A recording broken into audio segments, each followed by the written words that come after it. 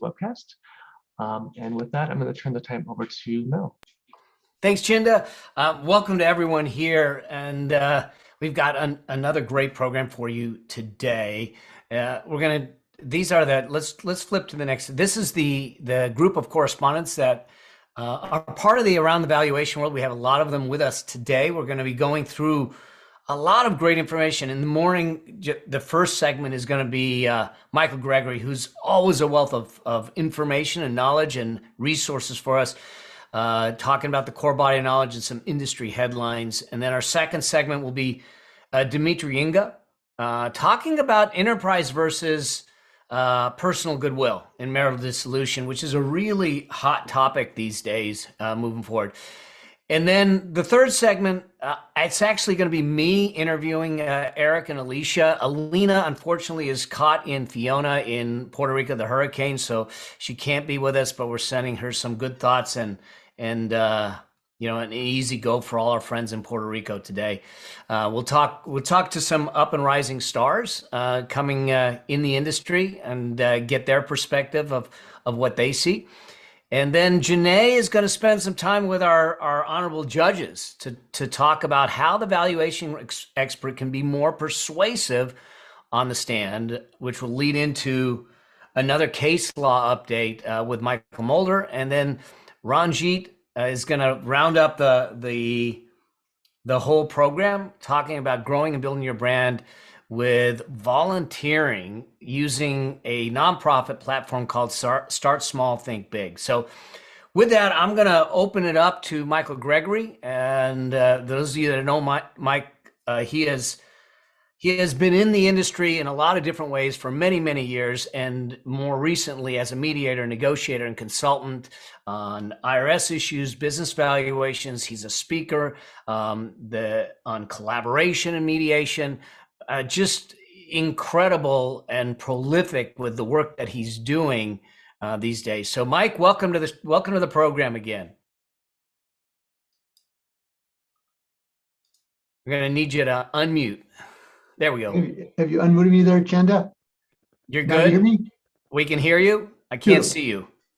Yeah, I'm not sure how to bring the camera back, but I'll just go ahead. Okay. All right. Well, thank you. I appreciate that. It was a very flattering introductory there, Mel. Thank you. I'm flattered. Today's session, we got a lot to cover in just a few minutes. NACVA adds. Okay. Thank you, Chinda. A lot to add. NACVA adds 159 new class of credentialed members. There's a healthcare whistleblower case about fair market value can proceed. I'm going to share that with you. It's something to think about here. The paper investigates patent valuation methods. Deal stats, they've got some new information and enhancements. I'm going to share those with you. I thought this was just kind of a fun thing. Corona is still the most valuable beer brand per the brand finance study. I'll just share something from that study. NACVA releases an updated comparison charts of BV standards, and I have a link to that back in the references, and I would encourage you to download that if you don't have that. And then the Delaware court cites studies of appraiser bias. And I'm bringing 4 different sources to your attention so that you're aware of this in case someone were to push you on this topic and what you can do to address cognitive bias on your part. Okay, objectives. Reference significant number of new members with NACVA. Beware the whistleblower healthcare FMV issue. Select the latest research on patent valuation methods. Note deal stats enhances for SBA loans. Check out the most popular beer brands. Download the latest NACVA release of the comparison BV chart. And be prepared to address Delaware court citing studies of appraiser bias. So up front, 155 new members. That's very impressive. NACVA now has more members than the ASA and AICPA combined. 143 new CVAs and 16 new MAFF credential members. They continue to offer training, exams, and the credentialing process, and it's really catching on. In terms of a healthcare whistleblower case, something to be aware of. The CFO in this case alleges there was an overpayment for a surgery center. And they came back and said, the CFO said, I looked on my analysis and I said it's worth 8 to 10 million, but the firm paid 25 million. And he was a whistleblower to say this had taken place and they'd violated the Stark regulations. Well, the court thought there's enough information there to warrant the trial. And so the court case is Kuzma versus North Arizona Healthcare Corp. And one of the things that if you're in healthcare, I'm sure you already know, but the complete guide to the fair market value under Stark regulations, that publication is available in the resources, and it's something you need to know about. The paper investigates patent valuation methods, very broad scientific analysis, qualitative and quantitative patent valuation methods, a systemic literature review. Came out in June of 2020 in the World Patent Information Journal. There's 129 documents that were reviewed between 81 and 2021. And they took a look at these and said, patent valuation is gradually increasing over the last 2 decades, looking here in our century. But a small portion of the literature deals with the patent's technological readiness level. So when you're doing this, what level are you in terms of readiness? Did you just get the patent? Is there something that's still involved with additional research? Is there a prototype? Those kind of things, while selecting the different valuation methods throughout the study. So if you're involved with patents and patent valuation, I think it'd be important to get this. Deal Stats brought up a number of things here relative to SBA loans, looking at is there a buyer in the transaction? Was this financed as a cash purchase? And then here are 4 new categories. SBA bank loan, is it included? The SBA bank loan, what was the amount? The SBA bank loan is the percentage of the total amount. And what is the bank name if that's available? So these are all additional things that are now available for Deal Stats. Correspondingly, if you're involved with valuation of bank, this is all good information to know. Now, next one, this is just kind of a fun item. Corona is still the most valuable beer brand per the brand study. And there's a number of different beers there. I'm a beer person. I've been involved with a number of people making beer I did it for over 12 years with a group of people. I'm no longer doing it. And I'm old enough that the ones that are no longer listed, I knew about Pabst and Schaefer and Schlitz and Miller. They're no longer even in the top 50. You can see what the top 8 are is listed there right now today. Just a matter of information. I thought you might think it's kind of fun if you're a beer drinker or a beer producer. NACFA releases the updated comparison charts. And if you don't have this, I would encourage you to download this. This again can help you relative to comparison of standards and questions, especially if you're an expert. Data compares updated North American standards with NACFA, the IBA, AICPA, ASA, and USPAP. I am an ASA, so ASA and USPAP are both one and the same. Updated international standards of the IVSC, RICS, and the Canadian BV organization as well. A Delaware court cites studies of appraiser bias. Now, I think this is actually something you really need to be aware of in terms of folks looking at you for your bias as well. It says, the article says, don't assume the court assumes you are unbiased. I would phrase that differently. You need to assume that the court may think you are biased. That's the way I might phrase that. In the cellular case, the court said, valuation professionals reach outcomes that are influenced by the interests of the party that retains them. An analysis of private versus public firm valuations and contribution of financial experts, article in 2010. On the added value of firm valuation by financial experts, that's in 2009. And more recently, are business valuators biased? A psychological perspective on the causes of valuation disputes in 2020. Now, I took these and I wrote a blog on it, and I'm going to share that with you. That's a shorter version of this last one, but it tells you these are the things that the researchers found. And then here's what you can do to overcome cognitive bias. So as we get into the different references here, this is the Kuzma versus Northern Arizona Healthcare Corporation's going to court. I offered the complete guide to fair market value under the Stark regulations as a way to avoid these kind of things. We're looking at qualitative and quantitative patent valuation methods, systemic literature review. If you're involved with valuing patents, you probably would like to get a copy of that. Beer, the top 50 beers for 2022 rankings, that's again just for fun. The North American standards comparison, good thing to download to have that. Also, if you're involved with international issues, the international standards comparison with NACFA. Then here's an analysis of private versus public firm valuations and the contribution of financial experts 2010.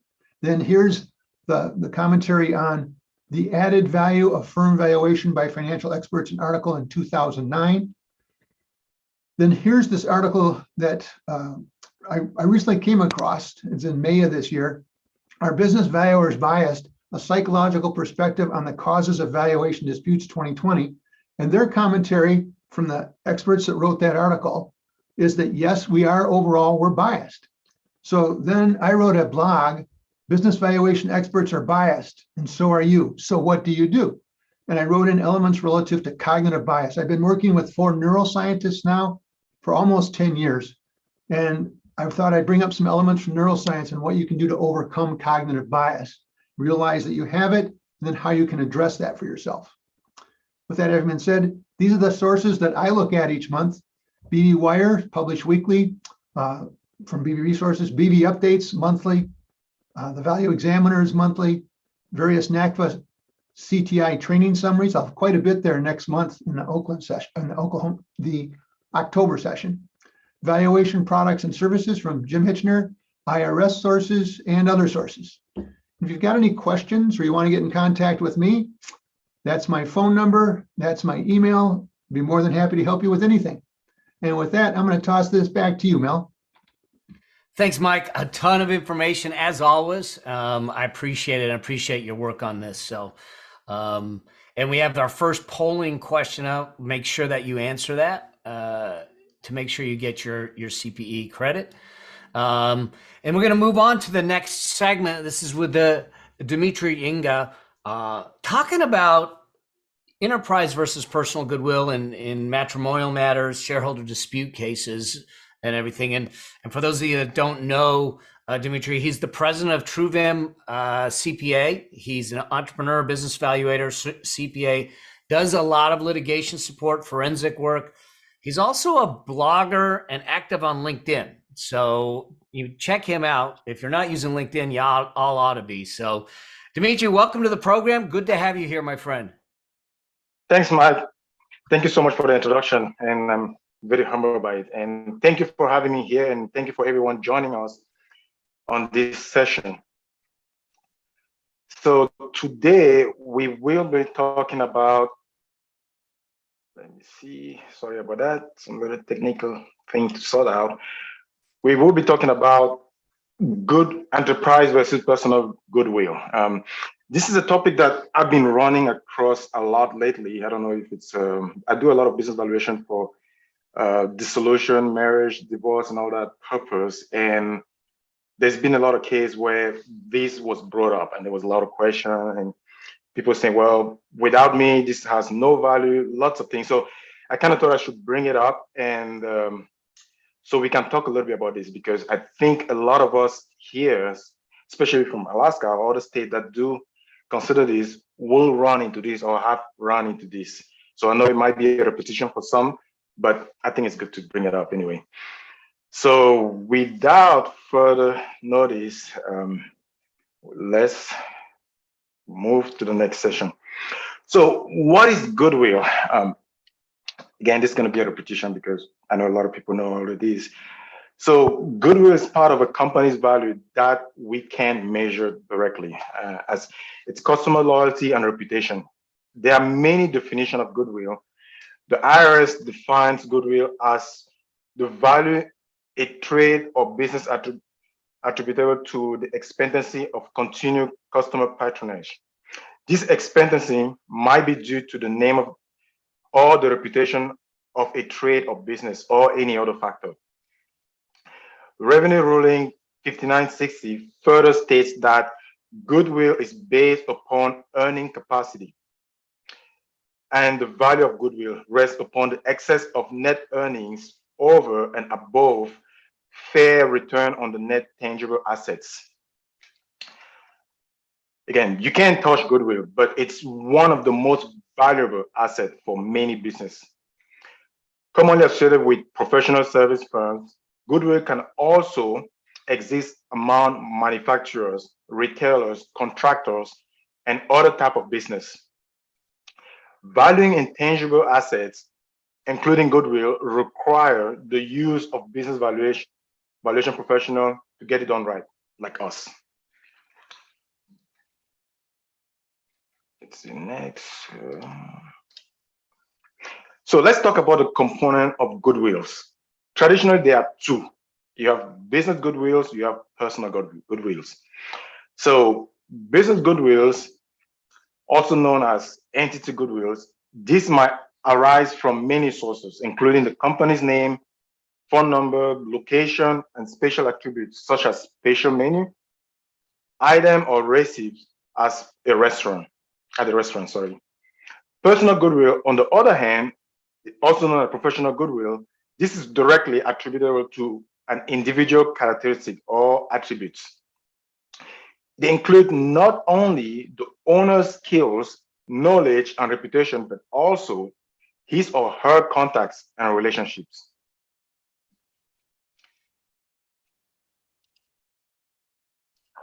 So why does it matter? If you talk with many business owners or professional practitioners, many will tell you that their company could not survive without them. This is even more complex and litigious when you are engaged as an expert to value a business in marital dissolution and shareholders dispute cases, and when a business is sold. For valuation purpose, the classification is important because prospective buyers will only pay for goodwill that is transferable. And again, like I say, just this year, I've had more than 3 engagements that I've dealt with this, where people say, well, this is, depending on what side you find yourself, this is what nothing. Without this, without me, it's just 0. So we'll talk about some of the things to consider here so that we can be able to differentiate this type of goodwill, and also how applicable this can be, because it really varies state by state. So characteristic of enterprise goodwills versus personal goodwills. So when it comes to customer loyalty, for enterprise goodwill, patronage is based on company-specific factors such as pricing, value, reputation, quality, location, convenience, and unique product or service offering. Relationship might be contractual. When it comes to personal, on the other hand, patronage is based on personal relationship with owners of key employee, few or no contract with key customer. Customer might have many other options for similar goods or services. Employment agreement. For enterprise goodwill, owner and key employee have signed non-compete or other employment agreement with the business. For personal goodwills, there's no non-compete or other employment agreement exists between business and its owner or key employee. Location, for enterprise goodwills, location can be a significant factor in attracting customer. On the other hand, for personal goodwill, it's not a significant factor in obtaining customer or patient. So when it comes to management structure, with enterprise goodwill, professional management that does not rely heavily on the existing ownership. With personal goodwill, on the other hand, again, existing owner or key employee are crucial to the continued functioning of the business. With marketing, based on factor integral to the business and individual are not specifically identified, the business name is separate from its owner, strong brand recognition with logo permanently featured. This is for enterprise goodwill. For personal, everything is focused on the owner or key employee. Reputation, skills, knowledge, contract or relationship. Business name, same as the owners. Marketing feature individual's name and all photos. When it comes to profit allocation, on the enterprise side of goodwill, this is based on an equitable division of profit or losses. With personal goodwills, this is based on each individual production of business income.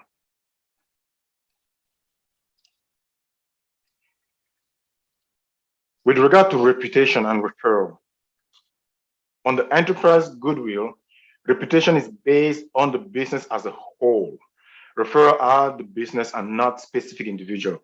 Formal referral arrangement might exist. With regard to personal goodwill, reputation is based, reputation is based on the owner's or employee personal reputation and not that of the business. Referral are to a specific individual rather than to the business. Sorry, I think I went too far. I was checking the message to see if there was any chat. Okay. When it comes to sales, sales are generated by multiple individuals. Sales will not drop significantly if any individual leaves the business, and this is for enterprise goodwills.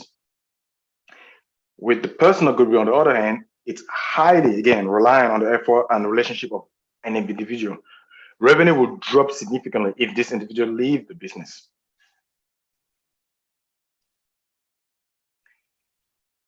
With regard to the size of business, on the enterprise side of goodwill, this tends to be larger with professional and diverse management. Knowledge is institutionalized. There are written policy and procedure. With regard to personal goodwill, this tends to be smaller, with the owner or key individual being integral to the management of the business. Knowledge largely resides with a key individual, know a few written policy and procedure.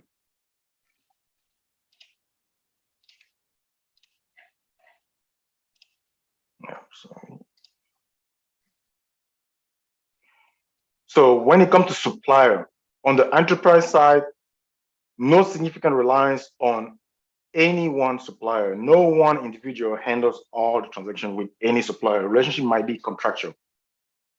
On the personal goodwill side, limited number of supplier, and the owner or key employee has personal relationship with the supplier. So now that we have looked at these characteristics, let's look at the jurisprudence, because this is really where it really matters, especially if you are involved into litigation or marriage dissolution case. With regard to marriage dissolution case, many courts have failed to make a clear distinction between the two possible components of goodwill, namely professional goodwill and business goodwill. Depending on the statutory authority and judicial precedent of the subject state, this distinction might be important to the equitable distribution of marital estate property.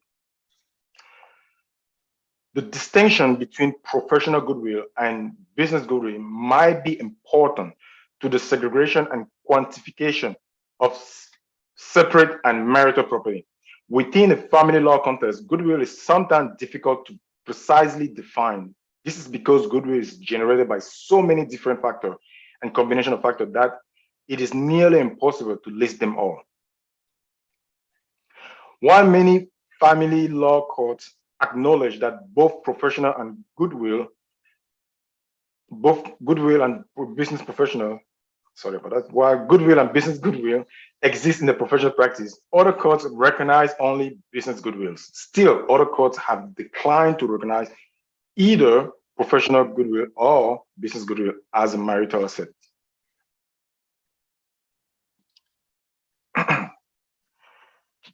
So let's look at family law court decision to date. So far, the state family law court decision to date fall into the following four general categories. First, the court considered both personal and enterprise goodwill to be marital property. Approximately 1/3 of the family law courts. There are 13 states that currently recognize both business goodwill and personal goodwill as marital property, subject to distinction in a divorce. These are Arizona, California, Colorado, Kentucky, sorry if I mispronounce it, Michigan, Montana, Nevada, New Jersey, New York, North Carolina, New Mexico, North Dakota, and Washington are included in this group of states. On the other hand, the court considers business goodwill to be marital property, while professional goodwill is separate property. Approximately 1/2 of the family law courts, 25 states, includes only the business component of goodwill in calculation of marital asset. In this jurisdiction, the professional or personal goodwill of a spouse is considered separate property. These states are, my beloved, Alaska, Arkansas, Connecticut, Delaware, the District of Columbia, Florida, Hawaii, Illinois, Indiana, Maryland, Massachusetts, Minnesota, Missouri, Nebraska, New Hampshire, Oklahoma, Oregon, Pennsylvania, Rhode Island, Texas, Utah, Virginia, West Virginia, Wisconsin, and Wyoming. And now on the other hand, also, this is the third one, the court considered neither personal nor enterprise goodwill as marital property. Less than 10% of the family law court do that. Certain states, including Kansas, Louisiana, Mississippi, South Carolina, and Tennessee, consider neither personal goodwill nor business goodwill as marital subject to distribution. And finally, no decision or clear decision, less than 10% of the family law court have that state. Many state courts, including those of South Dakota, Idaho, Alabama, Georgia, Maine, and Vermont, Ohio, Iowa, either one have not yet to take a judicial position on the subject of goodwill, or two have declined to consider whether personal goodwill would likewise be marital or communal, or have had mixed response to the subject.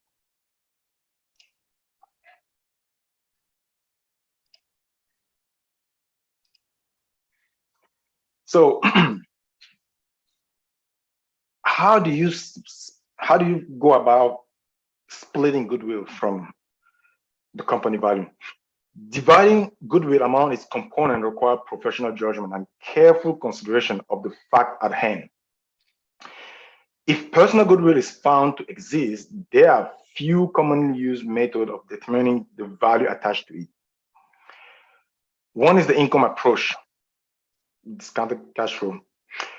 With and without method estimate the income if the owner or key individual remain with the business versus if they leave, and compare the discounted cash flow. So pretty much you have to compare those two components and see what's the difference. Keep in mind that even the best transition planning would undoubtedly result in some loss of business if the business function on a large degree of personal goodwill. And some loss of business unrelated to personal goodwill might occur due to change made by the new owner. Also, consider adjusting the company's specific risk between the two scenarios, since the degree of reliance on a key individual might be lessened if a good transition plan is in place. Okay, looks like I'm running out of time. So okay. The other method is the market method. Actually, I've used this a couple of times. So search the proprietary database for sales of similar business within the same industry. Keeping in mind that the subject business might have more or less reliance on an owner or key individual than the comparable company. Look for those transitions that provide detail for the amount paid for employment, consulting, and non-compete agreement. These amounts can provide data for determining the value of transferable personal goodwill based on the theory that the buyer is compensating the seller for the transferable personal goodwill through this agreement.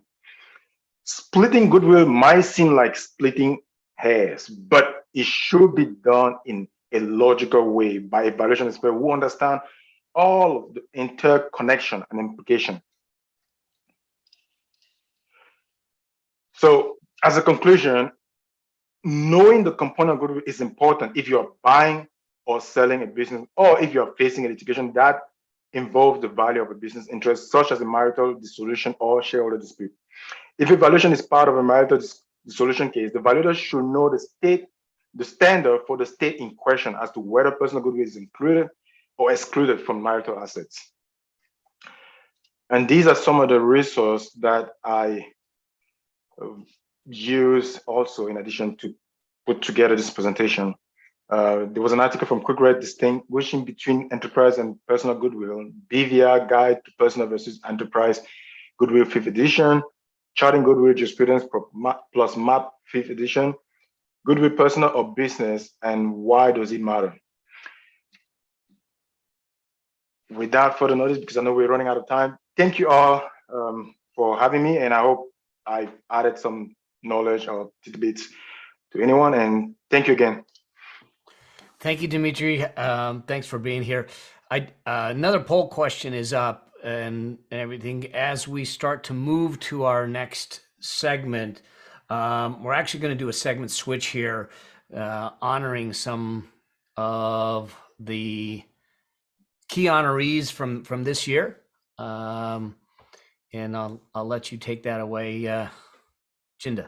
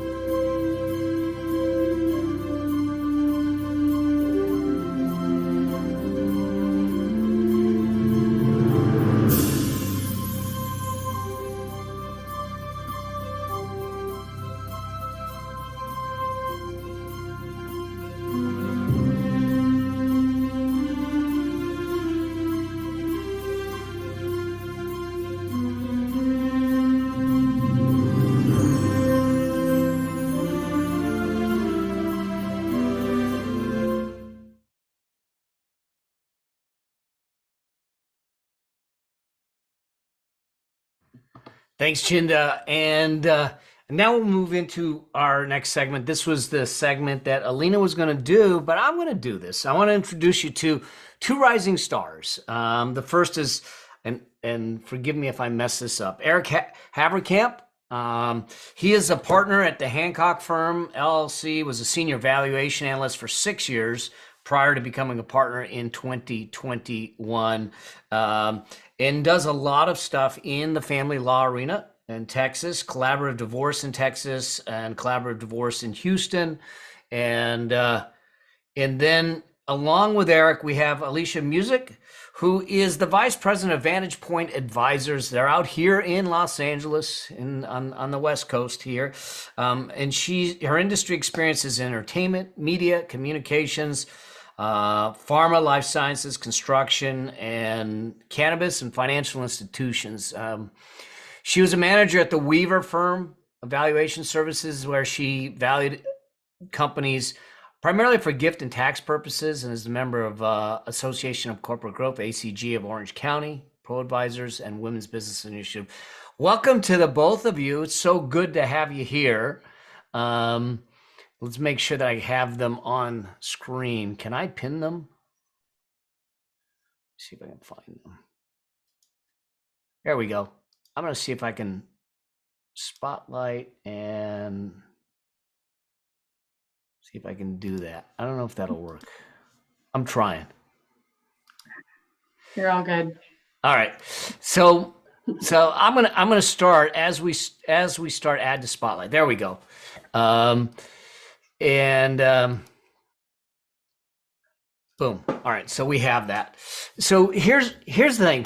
Just before we start, let me have each of you just kind of give a little bit about the firm. This is a new segment that we are starting on the program. It's really focusing on the 30 under 30 You're part of the inaugural class. What does that mean to you? Because here's the thing, I think that there is so much good going on in our profession that I've watched over the years, and now there's this new guard that's coming in that's taking the reins, making some differences, making some changes, and this is what this is about, and you're here. So I'm going to start with Alisha, maybe give a little bit about your firm, your specialty, and how you got in this profession, then we'll go to Eric. Yeah, sure. So my name is Alisha Muzik. I work with Vantage Point Advisors. I've been working in valuation for probably about 7 years, I think now. Vantage Point is a specialty valuation boutique firm. It's all we do. We only perform valuation services. And I specifically, the majority of my work I see is probably gift and estate tax analyses and management succession planning and things like that. I actually got into valuation because of a manager. I started off in forensic accounting out of college, and my manager at the time saw that I was getting a little burnt out with attorney hours. And so she actually referred me to my then boss at the time, who was looking for an associate. And so she was like, I think you'd be interested in this. And so I was really lucky to have her because I have had a great time ever since. So. Awesome. Welcome to the program, Alisha. Eric. Hey, thanks, Mel. My name is Eric Haverkamp. And as you said, I work at a Hancock firm. That's a boutique valuation and forensics company based out of Houston, Texas. Our specialty is estate and gift tax, as well as valuation and litigation. And then we do a little bit of forensic accounting and commercial damages work. Before I got into valuation, I was actually in audit, which I quickly decided that I didn't want to stay in audit. And so I began looking for ways out. And as I was researching other, positions in finance, I thought that valuation looked pretty interesting and exciting. And so I just started applying everywhere I could to try to get in the door at a valuation firm. And so that was about 8 years ago now. And it's been a very rewarding experience. And I'm really glad that I made the switch to the valuation world. We share the same thing about audit. The first audit they put me on years ago when I was at Pete Marwick was the inventory of a company by the name of Bandini, and it was August of that year, so it was 103 degrees. And for those of you that don't know, Bandini is a manufacturer of fertilizer. So my first job was standing in tons of steaming manure. So sometimes in the forensic, I feel like I haven't left that much, but that's what got me out of it too, and everything. So what was it like? This is, like we said, it's an inaugural class. This is a new segment that we're doing and new recognition to try and support and help everyone grow. What was it like for you to get notified that you got nominated and were selected as part of this inaugural class? I'll toss it to any of you. Sure. So it was actually a surprise because I found out I got nominated when I got you've been awarded the nomination. So it was awesome. I mean, it felt great. It was really cool. But I wasn't even aware I was nominated because I got nominated when I was actually at Weaver. And by the time I got the email saying that I was nominated, I had left. And so everything went to that email. And so I didn't even know until it was, I was, awarded as one of the nominees. So that was very exciting. Oh my gosh. Okay, Eric. Yeah, no, I still had the right email address. So I found out I was nominated and I was honored that someone out there thought that my work in the industry, although it relatively short, was, worthy of some kind of recognition. And then I thought, there's no way I'm actually going to win something like this or actually be honored for this. And then, several months later, I think COVID really slowed things down. I had kind of forgotten about it. And I got an email saying, hey, you have been selected as an honoree. And that was pretty shocking and very exciting. I was just honored that someone first nominated me, and then I was actually selected by, I guess, a group of people that made this decision. And then, upon reflection, it really made me realize that this was a profession that I could excel in something that I could be in for a long time if I continued to, learn the craft and put the work in. Awesome. So as now, this is kind of interesting because you got this old guy who's been here for a while, talking to you all and just getting perspective because things have changed. I mean, back in the day, there was, Dr. Pratt's book, and one other book on valuations. In fact, when I first went through the training in Long Beach with Bob Green, it wasn't even a binder, it was an outline. So it was a while ago. But here's the thing, you're young professionals that are coming in to this practice area. What challenges do you feel like you face in your practice today? And what advice would you give people that might be entering this profession or considering to come into this profession in that regard? Are you going to take it first, Alisha? No, I'll let you go first this time. You can start this one. Okay. I think some of the most challenging part is just being young and being in this industry is that a lot of the referral sources, business owners and attorneys and clients are generally significantly older than we are. And so, they'll look at my age and they think, that I can't possibly be their best option. They can surely find someone, with more experience better than me. I can't tell you how many times I've heard, I thought you would be older. Yeah. So, I've definitely I've lost some jobs out on just because of that. The people will tell me, we've decided to go with someone more experienced. For advice for other young people in the industry, I would say, just take the time to really master the technical aspects of the work and find yourself a good mentor in the industry who is a little bit older and can get you in front of those clients and really support you in front of clients and referral sources. And whenever you do get in front of these older people that might be your potential clients, make sure you do your research and you can find something in common that you can speak with that client. And then always find a way to really demonstrate that your mastery of the subject matter. So I'm curious, you mentioned something about mastering, the advice is to mastering the topic and everything. What are you doing particularly, and I'll come back to Alisha on this, but what are you doing particularly to try and make sure that you're staying at top of the game, that you're seen as the go-to person or that expert that is on the leading edge? Yeah, so I try to stay up with all the BV Wire and all the news that comes out of NACFA and BVR, and then also I'm always doing continuing education classes and going to get more certifications whenever it's appropriate. That's basically it. Just trying to always keep abreast of the new literature out there and the new concepts that are coming out, and we do a lot of personal goodwill.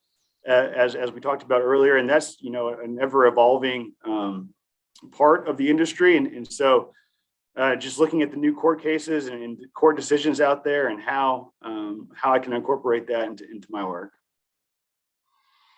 Awesome, thank you, Eric. Now let's go to you, Alisha, as far as the challenges that maybe you face in your practice and what advice you might have for those entering the practice. Yeah, I think Eric said everything kind of that I would think of first. I think besides just kind of being seen as young, I go into business like development or networking or things like that knowing that I'm seen as young, and so I actually kind of lean towards meeting people like in my level and my range and kind of growing those relationships from like our age on, because the people who are vice presidents or early partners or anything, like they're going to be running firms like older partners, right? Like this process all goes along. So it's really kind of connecting with the people that have the same struggles as you, that can reflect and connect with you on those things. And it allows you to have kind of an outlet to talk about too, right? You can all get together and talk about these struggles and like how you each are dealing with them, and kind of allow that knowledge to go between each of you.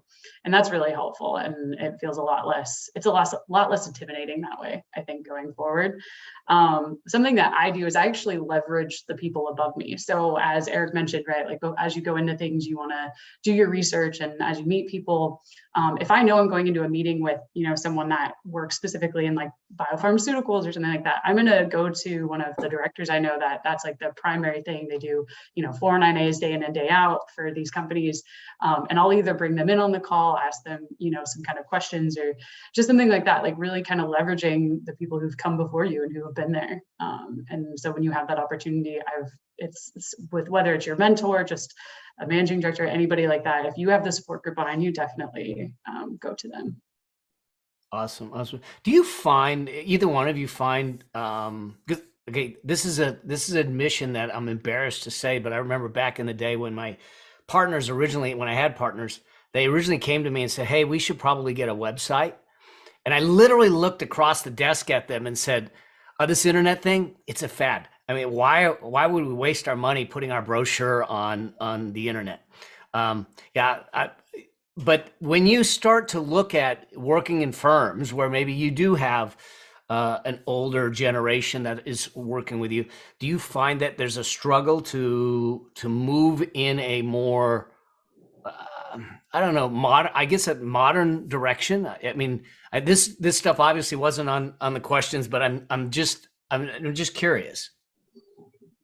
Well, I think, I believe I saw you speak sometime, Mel, and I think your office is now totally paperless, which blows my mind because, as you know, because this industry is mostly older people, there is a lot of paper out there. So and there's a tendency to do everything the old way. But as this becomes a more advanced industry and more people get into the industry, the valuation techniques and then the methods of presenting your conclusions is really developing and growing over time. So I think, to answer your question, I think we need to, the older generation really needs to work with the younger generation in,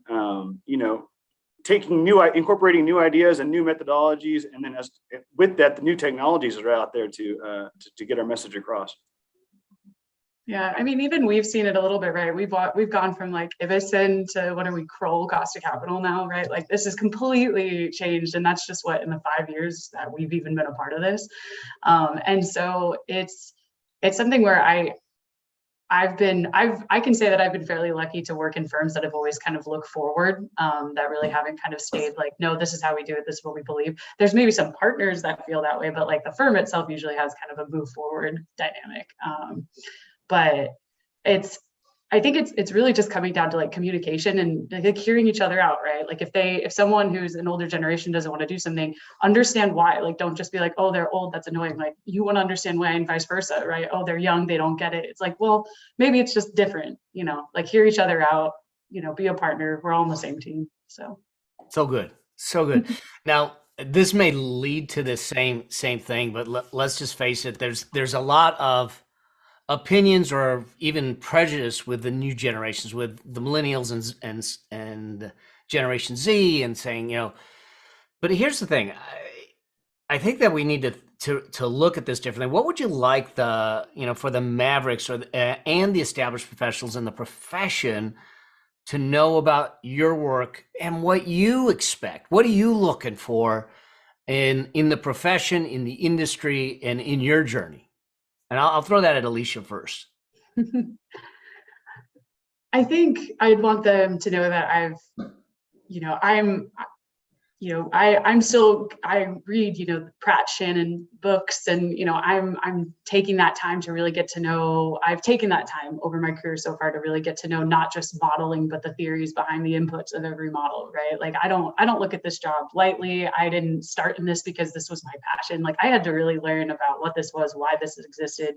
When I graduated anyway, evaluation wasn't like a major. It wasn't even taught in accounting. It was accounting, auditing, tax, and oh, wow, there's some other stuff out there that maybe you'll find out. And so I think just that the work that, we put out there, whether we're, young or Gen Z or millennial, whatever dynamic you throw at us, that's not going to stop me from wanting to still be better and like do my job and learn. Right. So I don't look above and say, oh, what you guys have done has always been wrong. I look above and ask why you guys used to do that and how has it changed? And then this is how I'm going to do it and explain that way. Right. So it's a give and take, I think, process. I think valuation in general, being given the type of work we do and the story we have to tell every time we do our work, I think that applies up and down the generations. So great. Alisha, Eric? Yeah, I agree with everything Alisha said. I mean, just to add to that, I think that, the established professionals can take, if they could take the time to really work with the younger professionals and mentor them, and as Alisha said earlier, communicate with them to just continue to move whatever your practice is, or really just the industry forward. I think that that's really going to be important for the industry going forward. And then, people like to say that millennials or Gen Z or whatever, they really want, instant gratification, which unfortunately is a little bit true. So I think that, the established professionals, that they could, do a good job of recognizing good work and improvements in the work of some of the younger professionals at their firm, even if it's just a little pat in the back here or there. I think that, I think that goes a long way, and it satisfies a little bit of that instant gratification that we're looking for. So good. It's interesting. I was reading a study and it wasn't just about millennials. It was about just employment in general, that in today's environment, people are more willing to leave a job to a company where they feel more cared about versus more money. And so thinking about that culture, the work from home culture, the qualitative life culture, how do you think that has shifted as you guys, as you're coming in? And I don't like talking about it this way in the sense, because it feels like a divide. And what we really want to do is bring this together. Because I think, Alisha, you're the one that said we're on the same team. We're doing this together, and the industry has changed, culture has changed, business has changed, and we all need to grow with it. And those that hold on to dogmatically to the past are going to be damned at some point. But when you look at what is it that young professionals are really looking for as they're coming into a profession, what might that be from your perspective? And I'll start with Eric on this one. Yeah, I think the work from, I like to call it work from anywhere, is really here to stay, right? And I think that it's important to incorporate that a little bit, to give a little bit more flexibility in that work life that maybe you didn't have in the past. Personally, I like to go to the office. I think I get a lot done, but at the same time, my firm has been very good at allowing me to work from, if I need to be out of town or need to do something for my family, then they give me the option to do that work elsewhere, because now we have the technology that we can. And I think that to your point, that people tend to jump jobs a lot. I mean, that happens at our firm quite often too. And we've been looking at ways to retain people. I think we really just have to be proactive in trying to retain young talent, and whether that is with more money, more flexible work schedule, or just more recognition and time mentoring them. I think that is something that can be done to retain that talent. Great. Alisha? Yeah, I would agree. Honestly, I think really what people want is just to kind of like be seen, right? So if working half the time in, half the time out, or wherever you kind of want to be, they have that ability to do that. I understand that certain positions, maybe it's not the most ideal to have them, not working in an office or not working under someone all the time, but it's understanding kind of, who is it you're working with, what's their level of expertise, what's their level of professionalism, and, helping kind of create the best work environment for them. I think in reality, it's growing the talent, right? So when you get a new analyst and then you have actually like a vice president or a manager looking over them, that they're really doing that they're actually, encouraging them to look into why they chose this multiple, looking into, why is the cost capital built up this way? I mean, allowing them to truly learn and to want to learn from you and to feel seen and heard and kind of nurtured in their own way. Because if they don't feel that way and they don't feel like you care, why should they care to stay? Yeah. Yeah. So how important is it for you to see a pathway?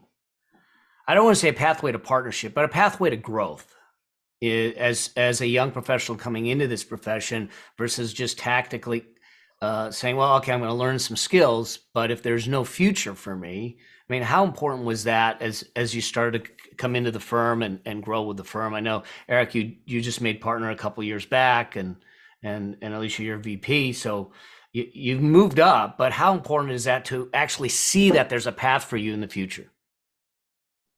That was incredibly important to me. And we've interviewed and hired, a lot of new people in the last couple of years. And that's kind of the first thing everybody asks is, what are the steps? And is it really not, it's not just like, oh, you're going to get promoted every year. It's like, no, you got to prove yourself. But if you put in that work and you put in that effort, you will get promoted and there is opportunity for you. There's no ceiling.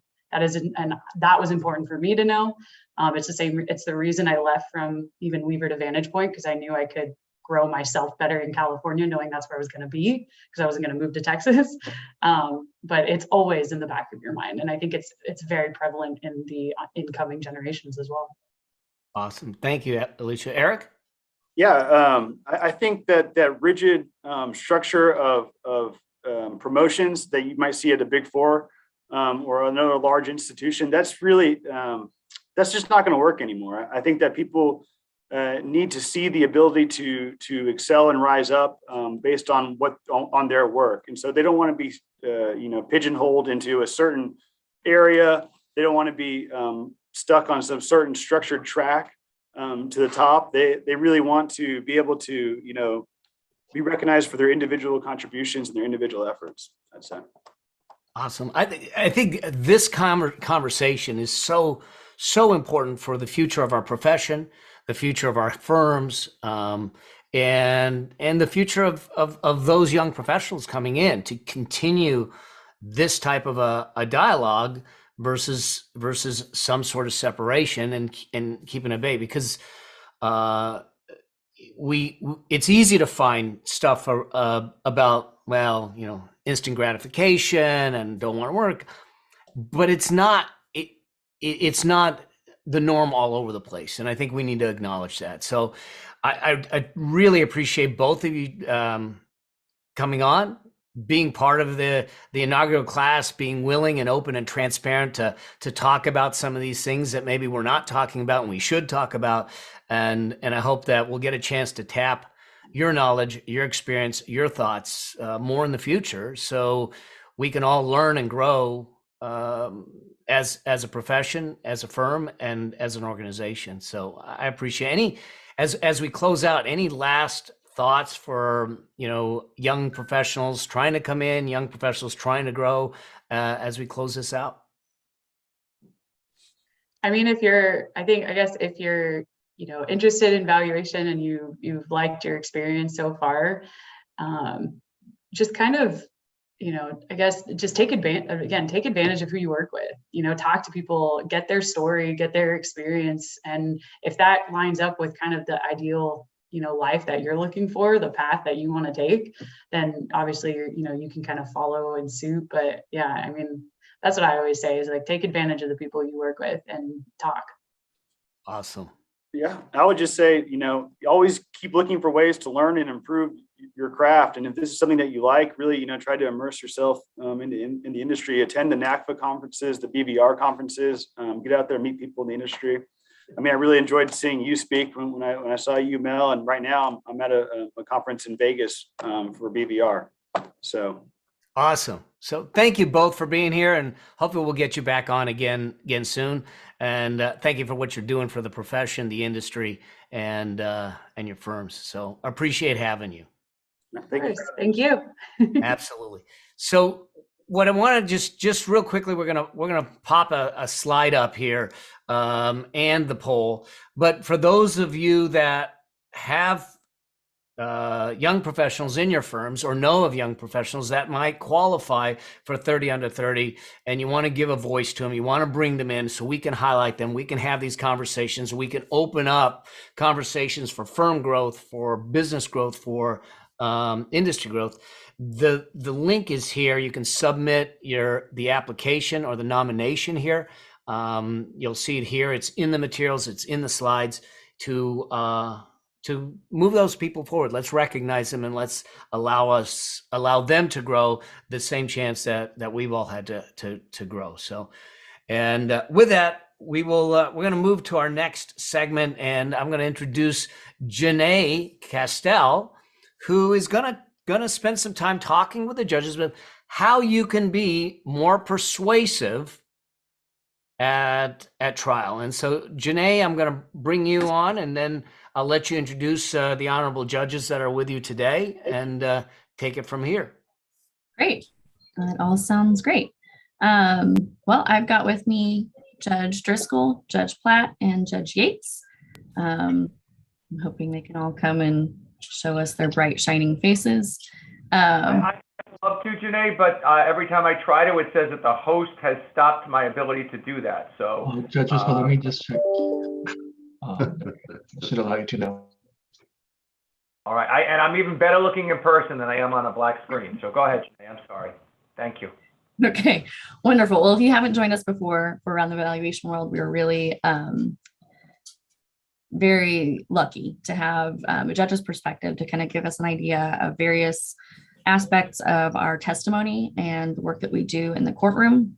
This has been a great session, I think, for all of us to learn from, and I've appreciated just being able to ask questions and hear from you so that we can all do a better job in our work if we do any litigation. So today, I just wanted to ask each of you some questions on how valuation experts can be more persuasive on the stand.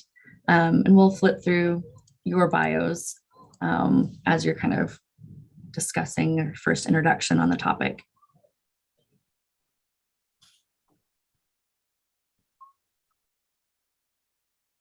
Let's see, Driscoll, do you want to go first, or? I'm sorry. What do you want me to say particularly, Janae? Do you want me to respond to a particular question, or do you want me to be more general? I'm sorry. More general, more general. So I mean, I think, and this really ties into what Eric and Alisha were just saying in the last presentation, is start by being yourself. You know, don't try to be someone, just don't try to be someone else. We have 3 judges on this panel today, and I can't be Judge Platt as much as I try to be. I can't be Judge Yates as much as I try to be. I can only be Judge Driscoll, and I can only be the best Judge Driscoll there can be. So I think the most important thing is to start by being yourself, which is juxtaposed with the point that Eric and Alisha just made about try to see as many experts as possible. Yes, that's correct. But ultimately realize that the talents you have are some pretty good talents to have brought you to where you are. That's the first point I want to make. Second point I want to make is that you have to be a storyteller when you are on the witness stand. You know, what is trial? Trial is just another thing that we've been doing for thousands of years as human beings, which is sitting around the campfire and telling stories. So the more you can be a storyteller, and the more you can relate what you're doing to everyday concepts, the better you're going to be. I'll turn it over to Judge Platt to add to that. The only thing I would say to add to that is, besides being yourself, make sure yourself is somebody who's prepared. And that's a cliche at this point, because almost any topic we talk about, one of the 3 of us, and perhaps whoever else is with us, will say that. But prepared in the context of being persuasive, being prepared to be persuasive in a courtroom means preparation both before and during the trial. The rules of every court allow experts to be in the courtroom when other witnesses are not. And the reason for that is so that you can be aware of what's going on in the courtroom and what the issues are that you are going to be asked to address. And they may not be exactly what it is you had planned on, because the dynamic of a trial doesn't always go as planned. And so it's important that you hear what's going on. The expert witness that I always remember, when I was practicing, and even after that I was most impressed with, was a witness who, when I was using him as a lawyer, would walk in and look at me and say, "What's the problem if there is one?" And I would tell him, and he would then say, "Don't ask me about that on direct, I'll take care of it on cross." You need to be a very sophisticated expert witness before you even think about taking that approach. And maybe you shouldn't, but particularly based on your level of experience. But the preparation means reading the deposition of rereading your own deposition, so you're prepared for questions that about your consistency. Reading the other expert, if there is one's deposition, because that's going to be the issues in the case. Knowing the methodology that was used by both you and the other side, and generally being able to explain via story, preferably as Judge Driscoll just suggested, or otherwise, why your method of evaluation should be the one that is the most persuasive to whoever the fact finder is. And as we've said in other forums, make sure you know who it is you're talking to and who it is you're trying to persuade, because persuading a jury is very different than persuading a judge, particularly a business court judge who is going to have a background that perhaps the other judges won't. An arbitrator and a mediator, you may be trying to persuade the other expert or the other party. So prepared means knowing in a nutshell what's going on, both before and during the trial. All right, very good. Thank you. Judge Yates, do you have some general comment to get us started? The best advice I can give you is that handle questions in the same manner, no matter which participant in the courtroom proceeding is asking the question. What I found most effective with expert witnesses is that they respond to my questions in the same forthright and helpful way as they respond to their retaining counsel's questions, as they respond to the questions of the cross-examiner. I think the worst thing an expert can do is be extraordinarily hospitable when taking questions from retaining counsel, and then very difficult and confrontational when taking questions from the cross-examiner. Juries and judges pick up on that very, very quickly, and they don't draw helpful conclusions when they pick up on it. So I know that cross-examination can be extraordinarily frustrating. I feel your pain. I appreciate the difficulty of having to deal with cross-examination, but the best I can tell you is if you seem cheery and helpful on direct, you want to seem roughly as cheery and helpful on cross-examination, even though you recognize that it may very well be a knife fight. Okay, very good. If you know, a little tip for cross-examination, this isn't mine. This is from somebody who's a friend to everyone on the panel and everyone, I believe, or somebody familiar, and that's Chris Mercer. Chris writes little notes to himself about, stay calm, stay focused in the margin of his outline. So he's got that reminder when he's looking down during cross-examination. So have your own little reminders, breathe in, breathe out. Don't get sucked in on cross-examination.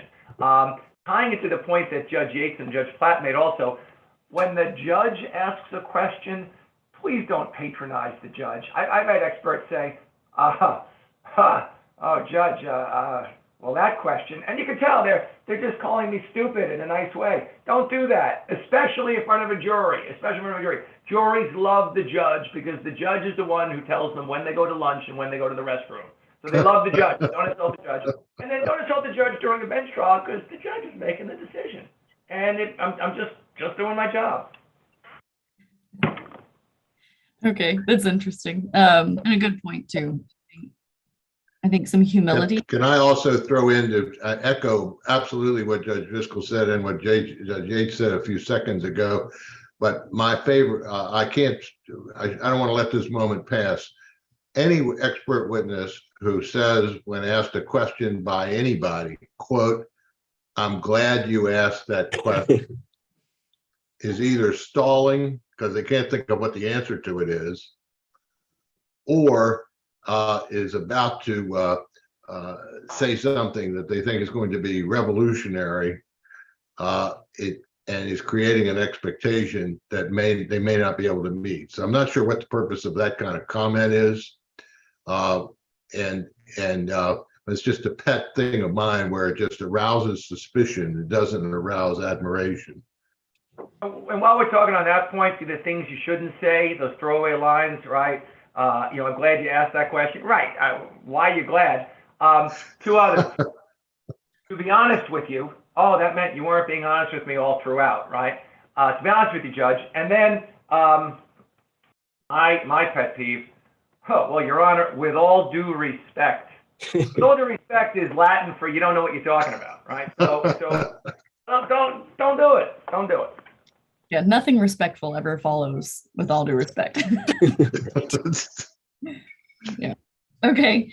Okay, those are great. Those are great points. Have you ever had an expert? And so you said, Judge Platt, that you dislike when an expert says, "I'm glad you asked." And I think some of the attendees, as well as I hear Michael Kaplan. He likes to do, and maybe he doesn't pull it all the time, but when there is something, well, I'm glad you asked that.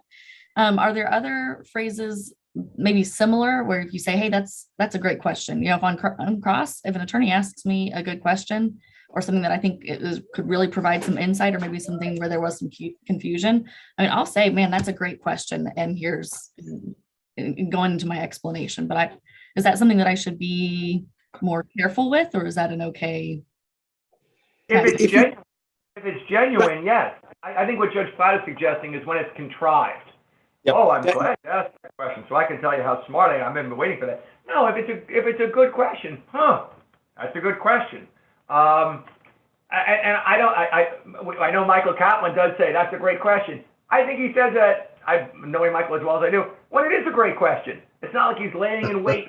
I think that's what Judge Platt is suggesting is, you're not the predator waiting for the prey to come in with that great question. You've been thinking about it, and it's not a great question, but you just need to say that. I think it's when it's real and genuine. Yeah, that's if it's a great question, real and genuine, of course it's okay. I was going to say exactly what Judge Driscoll said. So for what it's worth, that was one that drew exactly the same reaction from at least two of us.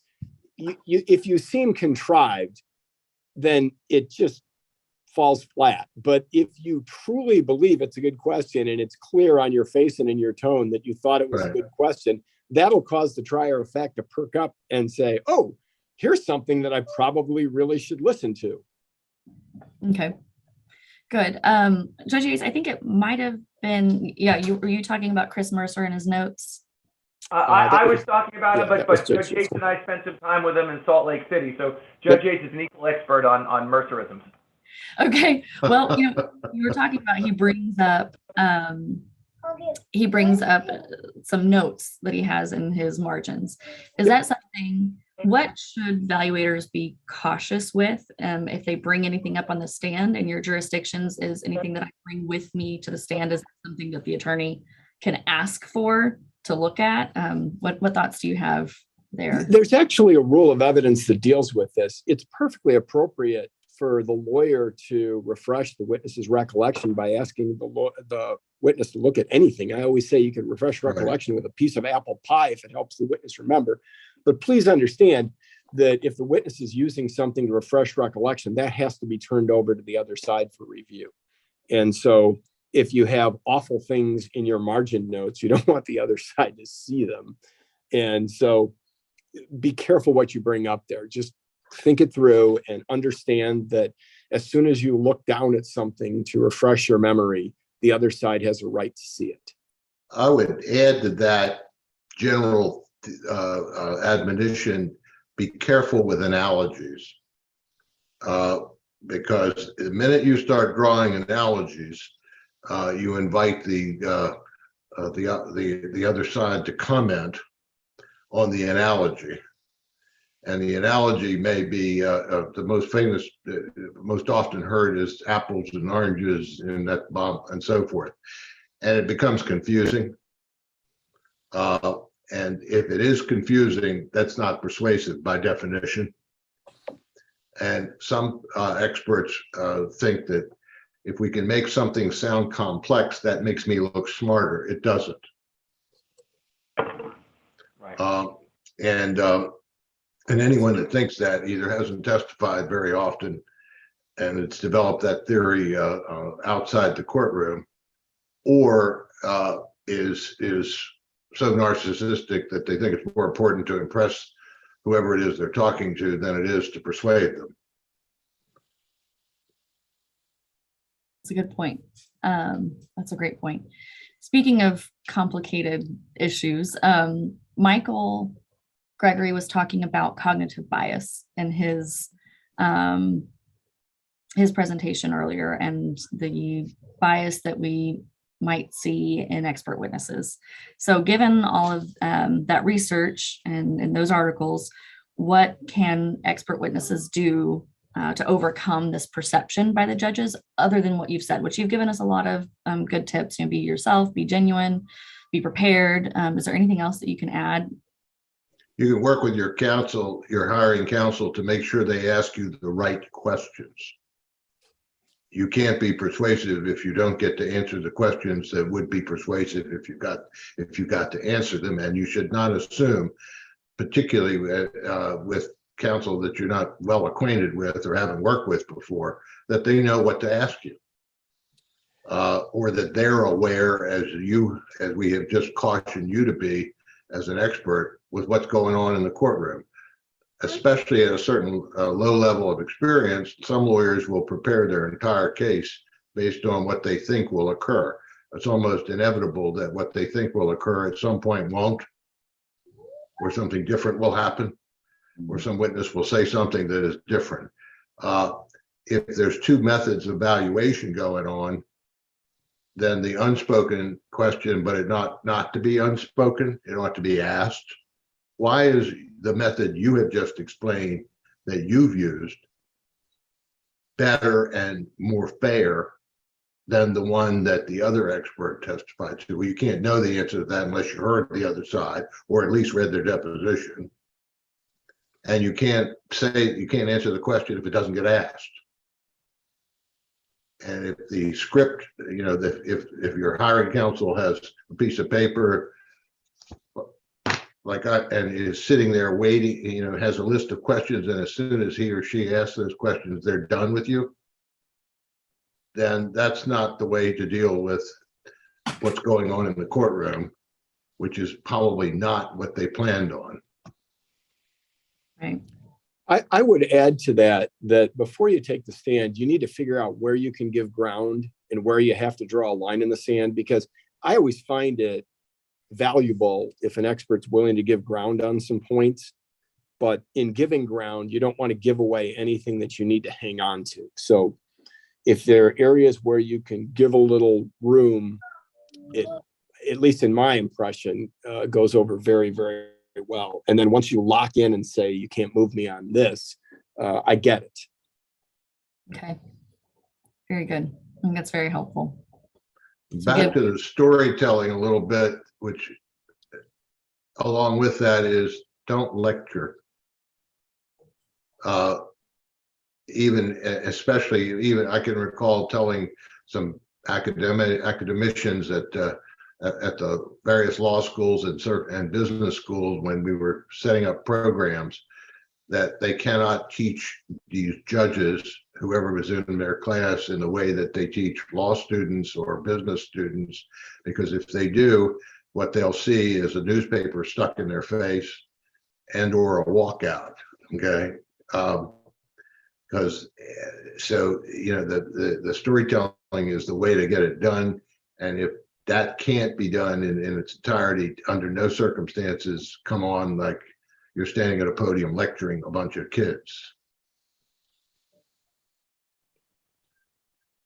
Okay, great. But again, the difference between lecturing and teaching, I think, is a valid point. Absolutely. You're not sitting there, on the be all and end all. It is interactive. So you want to be looking around, looking at the jurors if it's a jury trial, and do they have questions? Are their brows furrowed? So that means you may have to reconvene and in your mind and express a point differently. Is the judge looking like she has a question? Is the judge asking a question? Again, you're not lecturing. It's as interactive as you can be is going to be more persuasive. Great. Have you guys seen any of the controversy? Maybe you saw at the conference when you attended, controversy with Dimitri and some of the things that he's been saying about valuation. Are you aware of? I'm sorry, Janae, you cut out. Controversy with? Dimitri, what his comments on the business valuation profession and our methodology. No. Okay. But if you tell us, I'm sure we'll have a reaction. Because I happen to hold a lot of good valuation experts in high regard.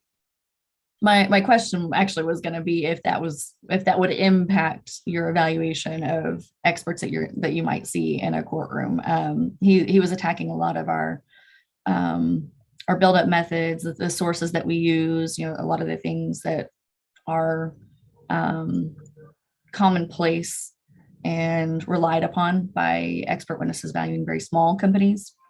He's looking at very large companies, so sometimes his perspective is different. And he's come down very, very hard this summer on a lot of our tools and resources and methodologies.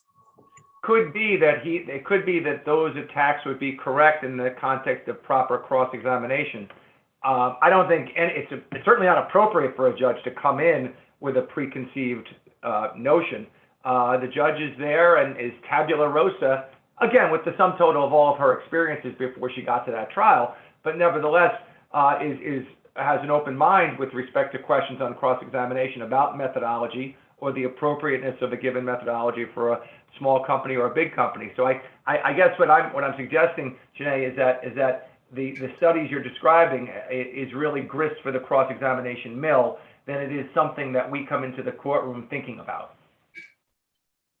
And I would just emphasize that, again, the trial, if that's what we're talking about, if it's a trial and before a jury or a judge, whoever, the agenda is the assisting the judge or the track finder, if it's a jury or otherwise, and not developing your theories. I'm not being critical of anybody, but make sure that when the context of the conversation is in the context of the case, and not that is now have an independent reason to be testifying, which is to get my point of view across on these global issues. Okay. The case is more important than the agenda. The methodology is important because it affects the case, not the case isn't important because it affects the methodology. And it may be that this case, in the context of explaining why my method is better than the other experts, maybe that works into it, but it works into it on a limited basis. And this is not the place to have it out academically or otherwise. Except to the extent that it affects the case and the way and the disposition of the case, which is what you're there for. I think Judge Platt's really hit the nail on the head, because when we're confronted with expert testimony, unless we decide to use our authority to court appoint an expert, our resolution of a battle of the experts is really binary. We have to choose one expert's methodology or the other expert's methodology. And so you don't have to be flawless. You have to be better than the other side, more convincing than the other side. And so I don't know what the other judges think about it, but I would never go off on my own, even though I'm fairly familiar with valuation, and come up with a whole different methodology that neither side's even suggested. If, however, I agree, and that point is well taken and should be emphasized. The only thing I would say is if it is very dangerous for an expert to come in where the law, and maybe we do this too much, but if an appellate court has established a methodology to be used in determining value, right, and your opinion is based on the trial court rejecting that appellate opinion, good luck. Right. Yeah. I actually had a case some years ago where I, in effect, said I was only ruling the way I did because of this case in 1937 on our highest court said that I had to. If it wasn't for that case, I would rule the other way. And I invite them to, and the opinion I got back was invitation accepted, and you're reversed, which is what I wanted. Yep. But again, the hiring counsel ought to know, and frankly, the expert ought to know, that if that's there, then uphill is an understatement. And you're not doing a service to the client or to the hiring counsel, and frankly to yourself, by in effect suggesting that what the appropriate disposition is to reject the highest court in the state's opinion. Great. This is all great advice, as always. Appreciate you judges sharing your time and some humor as well. We had one question by Mark Efren that we may try and grab in a future session, just asking, I think, about some more procedural issues. He specifically mentioned the sequestering of expert witnesses. So maybe on another episode, we'll try and grab something like that. But always love to hear what you guys have to say. Thanks so much for sharing. Thank you very much. Thank you, Appreciate it. Janae, and thank you, judges. It's always so much wisdom that comes from you that we're blessed with. I appreciate it. So, and with that, we're going to go to another segment switch. We've got another polling question. Our fourth polling question is up, and this segment switch, we're going to just kind of highlight some of the 2022 faculty awards.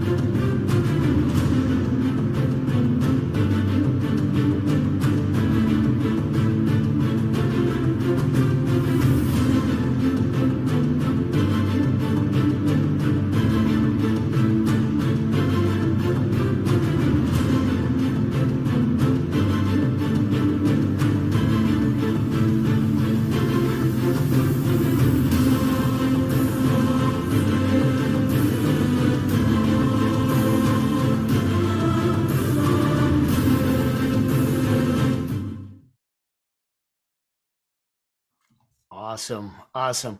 Now we're gonna move to our next segment with Michael Mulder.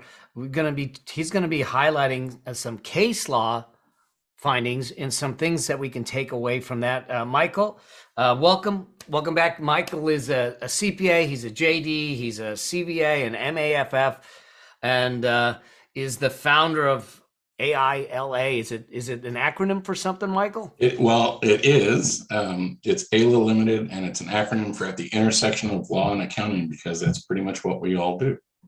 Awesome. So welcome aboard, Michael. I'll let you take it away. Okay. So Courtside View, that's me. You'll see that every month or every other month, whatever it is.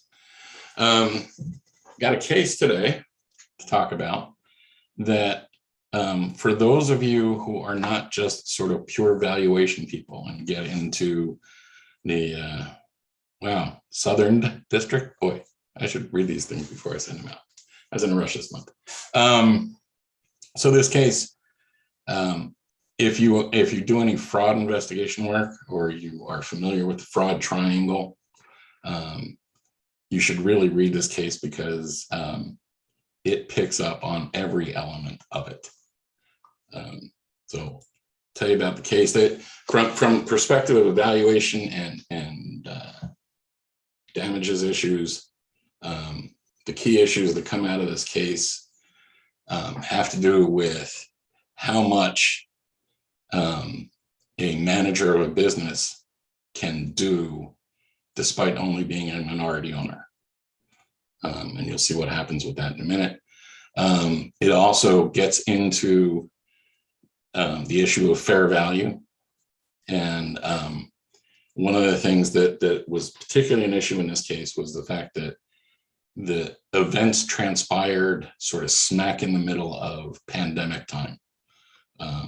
The key events in this case happened in the summer of 2020. And so that had a big effect on the valuation date that the court decided to go with. So here's the case. I will tell you that as I read this, so this is a 40 some odd page opinion.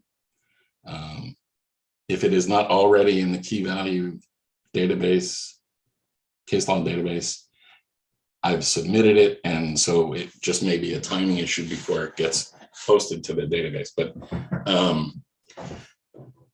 in the reading between the lines on this case, the story is something that absolutely would make a wonderful episode for Law and Order or something like that. It's just well, you'll see. So in 2001, plaintiff Agnelli, who was an Argentinian citizen, married the daughter of Juan Castellanos, who throughout this will be referred to as Phil or father-in-law. And Castellanos owned a number of business interests in Argentina, lots of high cash kinds of business, casinos, racetracks. At the time they got married, that's what it was. Over the years, he started buying hotels and other sort of tourism-driven businesses. And as the court characterized it, these businesses, whether he owned them completely or owned them with other investors, produced huge amounts of income. And again, I was doing a fair amount of reading between the lines on this because I think the judge was being circumspect in a lot of ways. But I think that means huge amounts of unreported income or untraceable income. So when Agnelli married Phil's daughter, sorry, Castellanos brought him into the business, and they started operating the businesses together. There were none of the regular court, and again, these are Argentinian, primarily Argentinian companies. None of the corporate formalities were observed. They routinely transferred money back and forth between businesses. They used corporate funds for personal expenses. It was from the perspective of US courts, and particularly as an attorney in the United States and a financial forensics person in the United States, I'm reading this and thinking, oh, this is a nightmare waiting to happen. So over time, as Phil became more comfortable with the plaintiff's management of the businesses, he let him do more and more of it.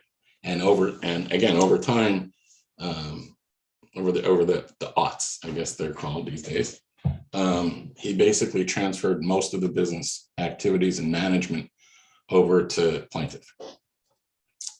In 2010, plaintiff and Phil began the development of a new project in Miami Beach, a hotel.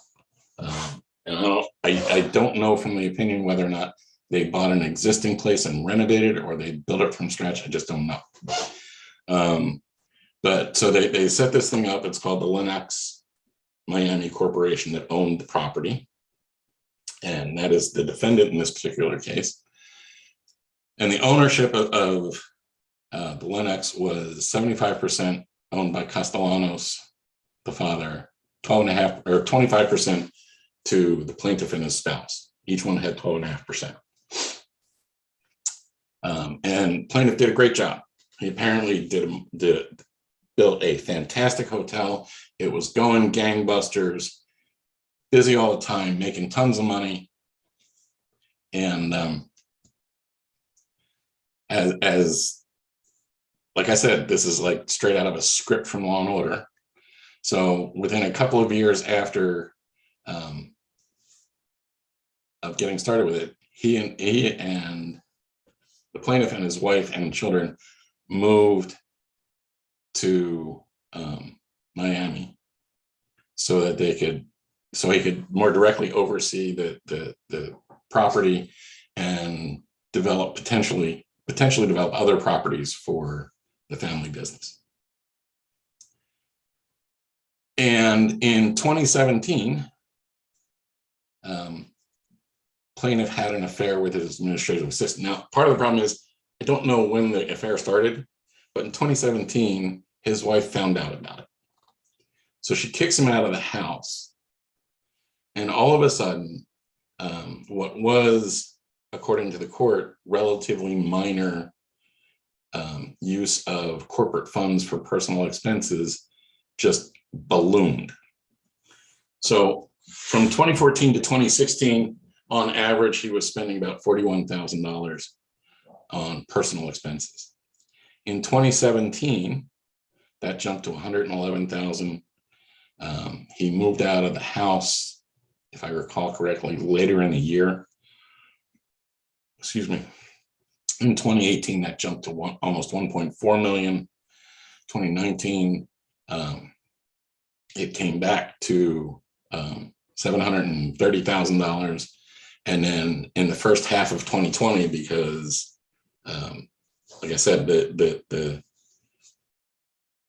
events explode in mid 2020. So for the first half of 2020, he had spent $318,000. So he's basically on track to spend probably about the same as he'd done in 2019. The big hump in 2018, I'll get to in a minute. So in 2019, Phil came to understand that the marriage was irreconcilably broken.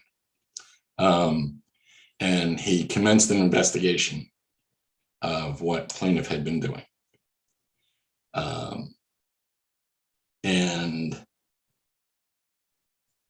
Upon discovering the scope and extent, the scope and extent of the dipping into corporate funds, Phil fired plaintiff. Now, that doesn't really do justice to what happened. What actually happened is that on June 22nd, Phil shows up with a lawyer, a security guard, and the Miami Beach police. They seize the property from plaintiff. They padlock his office and post a 24-hour armed guard outside his door. They send notification to all the employees of the Lennox that plaintiff was no longer involved in the business and had been removed and should not be allowed to, nobody should talk to him.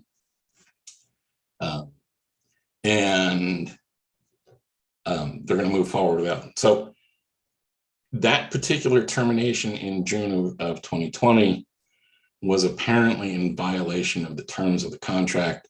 They had to give him a certain amount of time. There were a number of steps they had to go through. And ultimately, it wasn't until July 8th. So this is what, roughly 2.5 weeks later, when the board actually met. And the board at that point was Phil and the estranged wife, because they hadn't gotten divorced yet. And so they met and officially fired him. So that on July 8th, 2020 is his official termination. On August 17th, plaintiff turned around and sued the corporate entity for a breach of contract and a judicial dissolution of the company, since he is a 12.5% shareholder. In response, the defendant, the corporate entity, counterclaimed with a claim for breach of fiduciary duty, a claim for conversion, which is a fancy ass legal word for theft, fraudulent inducement, which related to the employment contract that he was operating under. Phil, as an Argentinian and still living, I mean, he never moved to the United States. So Phil never spoke English, couldn't speak it, couldn't read it. And when the plaintiff put together this employment contract for himself, he handed it to Phil to sign, and Phil, trusting his son-in-law, just signed it. And then also another claim from Justin Richmond.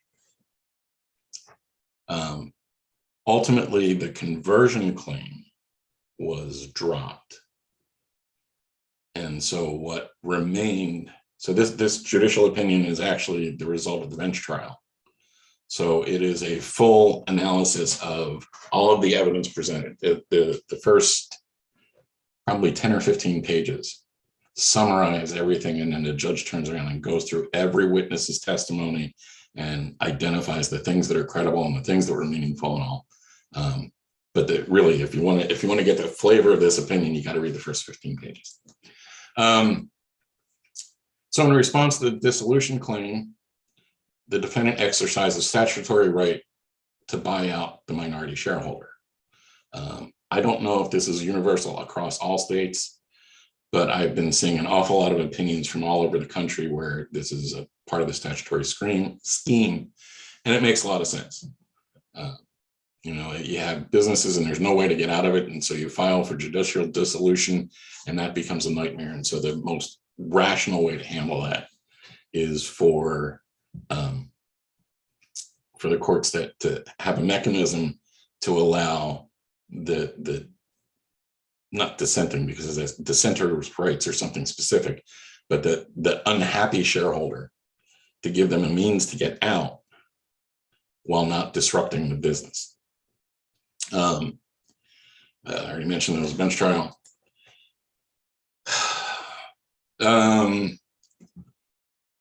So the thing that's kind of unique about this case compared to a lot of the other opinions you will see is that it is the record of the bench trial. And so the judge is sitting as the arbiter of both the facts and the law. And so when you see cases involving a motion to dismiss or a motion for summary judgment, sorry, I gotta come up with a better way to turn that off. But when you see a motion practice, what you're seeing is the judge making assumptions about the facts, depending on what the nature of the motion is, and making rulings about the law. Because in a case where there's a jury that will be the fact finder, the judge doesn't have any say in what facts are which, but in a bench trial they do. So the thing that was great about this is the judge went through and ticked off all of the nonsense that the plaintiff had been doing. And it included paying roughly $207,000 over the, I guess, 18-month period that this litigation was pending, or that this was an issue, I should say, for a new apartment. And again, this is corporate funds that he was using. $29,000 for housekeeping services to maintain that apartment, and roughly $800,000 in other stuff, including trips that he took with his mistress, paying for his personal trainer, and clothes. It almost seems as if this guy came from Argentina and bought into the South Beach lifestyle and just went crazy with it. Other stuff that the court found, the plaintiff had submitted for and obtained a formal reimbursement from the company for about $180,000 in stuff that was paid by other people, including things that were paid by his father-in-law. And then he turns around and steals that money back from the company that his father-in-law owns 75% of. Plaintiff also, and I just love this one because this one just sounds so utterly ridiculous, is he stole a golf cart from the hotel.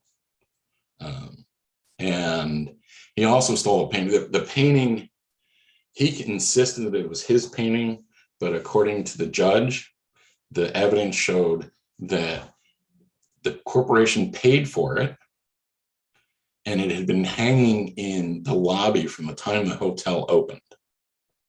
I'm not sure where he got off claiming that it was his painting, but anyway, he came in during that interim period from the time that in June 22nd, when they locked his office up, he managed to convince somebody to let him in and get some personal stuff out of it. And one of the things he took with him, whatever day that was this painting. And then another thing that he did, and this is back to a breach of fiduciary duty claim, a restaurant group wanted to open a restaurant in the hotel. And among other things, is Svi here? Is Svi here? I'm sorry, I was told to extend this. Anyway, jumping through. So the key issues in the court findings Valuation date was a huge issue. I will wrap this up in like 2 minutes. Valuation date, the defendant, the hotel, wanted to use a valuation date of August 16th, which was driven by the statutory language, which says the date of valuation is the day before the claim for dissolution is filed. And the plaintiff wanted to use June 30th, 2021, because there wasn't a whole lot of transactions and a basis to come up with a fair market value for the hotel. The judge agreed with them and did not use the valuation date from in the middle of the pandemic, when there was no market for the hotel because there were no willing buyers. The hotel company also wanted to apply a discount for lack of market billing, discount for lack of control, because he only owned a 12.5% interest. And the court found that while the definition of fair value is not covered by this particular provision in the statute, it is covered in a similar provision for dissenters' rights. And there it says that there should be no discounts. And so the court decided to follow that definition of fair value. There's some other stuff you can read. One of the other things that was really interesting, and this happens, I think, a lot in small businesses especially, is somebody put up the money. In this case, it was Phil. And so he put up the bulk of the startup money for it. And they were, instead of recording that as a loan to the business, they recorded it as an additional paid-in capital. And so when the company was looking to adjust the value of the business, to take off that additional paid-in that additional startup money, and I really do have to stop. The judge said, "Tough noogies. If you had wanted to fix it, you had plenty of opportunity to do so. But capital is capital. It's a corporate entity. The capital belongs to everybody." And I will stop there. I'm sorry. All good, Michael, man. Thank you so much. There's so much detail in this case. I think we all need to read it and kind of dig in. There's probably a lot of lessons there for us. So I appreciate it. Thank you. Now we're going to move to our final segment today, which is on growing your practice, growing and building your practice. With Ranjit's going to talk about, start small, think big. It's a nonprofit organization, but how do you use pro bono opportunities to build your practice? So Ranjit, I'll let you take it away since we're short on time. I'm going to jump right in and let you go. Thank you, Mel. And thank you for everybody taking the time to attend this last session. My name is Ranjit Unnithan. I'm the director of Start Small, Think Big, a nonprofit that primarily uses pro bono hours from finance professionals such as yourself to help small businesses from marginalized communities grow and get stronger over time. So I'm going to quickly attempt to share my screen, and hopefully that works. Let's see, full screen mode. Okay, so I'll go through this quick. So we are a nonprofit, and essentially what we do is we help small businesses by connecting them to professionals in their field so that they can provide advice to these businesses, advice that many of these businesses otherwise would not have access to. So that might mean legal, marketing, and financial advice. And the model we use is we connect them to folks who are active professionals in those fields, so lawyers, digital marketers, or finance professionals. This chart gives you like a quick glance on who we help and all of the services we provide to the businesses we support are pro bono. We focus on three particular areas: legal, financial, and marketing. And that sort of gives you a quick glance on the sort of subtopics, if you will, within those areas. We work on a limited scope model. So a lot of how we work with our businesses is we provide them sort of quick consultations, and very often don't last much more than an hour. And it's usually a quick sort of targeted consultation that talks about, okay, here's what you need to do in terms of your financial projections. Here's what you need to do in terms of your legal assessment, things of that nature. So it's not a curriculum model. It's not a mentorship model. It's a limited scope, sort of targeted consultation model. We believe that this model is very effective for both the folks who provide the pro bono services as well as the businesses that receive them. Some more information about the businesses we work with as a nonprofit. So very much targeting folks who could use this help really, and for whom this help is otherwise not easily accessible. We work with businesses that are, just to sort of give you the median revenue size of the businesses we work with, they're typically around sort of $40,000, $50,000 a year. So it's very tiny micro businesses, but also at the scale which you'll recognize is not at the level where they can have a sustainable income yet. But the idea is that they can grow these businesses and get to that level. So what can you expect as folks who provide these pro bono services? So these entrepreneurs are largely micro businesses. They span many industries. But I would say food, service-based industries are typically, the dominant ones. When I say service, I'm thinking, like fitness instruction or education, things of that nature. So, we're not talking software as a service type models or things like that, usually not, at least. Most of these business owners are solo entrepreneurs. The thing to know about their financial infrastructure is often they don't have much. They may have a spreadsheet. They may or may not have complete financials. Often they don't. So it's very hard to go into these businesses with an expectation of, okay, here's my last 3 quarters, help me understand them. Very often they don't have that type of information. So the conversation needs to be at a level where, as volunteers and pro bono providers, you're looking to demystify finance, really. You're trying to help these business owners understand what to do with their finances, because they tend to be prisoners, if you will, of these P&Ls and of these balance sheets, and they're not quite sure what to sort of do, what to do to sort of take their business to the next level. So a lot of it, as the pro bono provider on the right says, a lot of it is just giving back to these businesses so they can jumpstart their businesses and take it to a next level.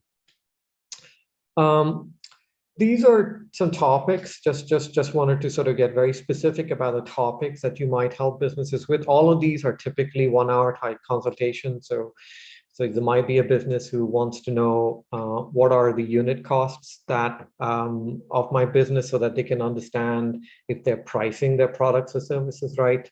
They might need simple financial projections. So for example, they just want a break-even analysis so they can have goals about how many units they need to sell to, or scenarios if they're moving into a new channel, things of that nature. Very, very basic type financial analysis is very, it's usually single tab, 20-line type spreadsheet type work. Very rarely gets anything more complicated than that. We have another set of help that's needed around bookkeeping. So many of you run your own businesses, many of you do your own books, and these business owners need help to set up and start using software like QuickBooks or Wave. They may be confused about sort of the basics of just maintaining their books, the categorization, chart of accounts, so things like that. And again, all of these are typically 1-hour type consultations. You're not required to provide a lot more help beyond that. You may choose to, but very often in 80-90% of the cases, it's just 1-hour types, targeted type help.